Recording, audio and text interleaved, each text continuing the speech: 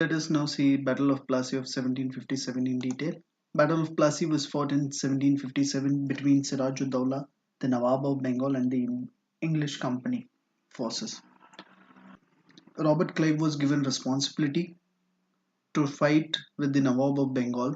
Robert Clive defeated Nawab's army by bribing Mir Zafar, the commander-in-chief, Rai Durlab, the Diwan of Bengal, and Jagannath Sheth, the banker, the rich banker of Bengal.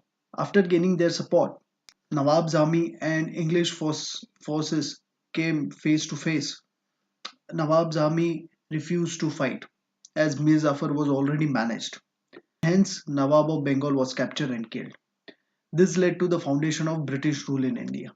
It was promised by the English company that Mir Zafar will be made Nawab of Bengal.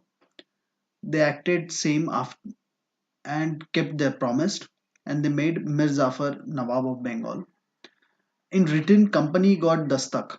Dastak is nothing but the free trade passes in Bengal. Free trade passes means what? They can trade without giving taxes. When I'm talking about Bengal, in today's term, it is Bengal, Bihar, and Orissa. At the same time, along with free passes, company also got zamindari right of 24 Paragana. This Battle of Plassey has a great political significance as it laid the foundation of the British Empire in India, and it is regarded as the starting point of British rule in India. And there is a great transformation that has came about in the position of the English company in Bengal. Earlier it was just one of the European trading companies in Bengal which has suffered various extractions at the hand of Nawab's officials.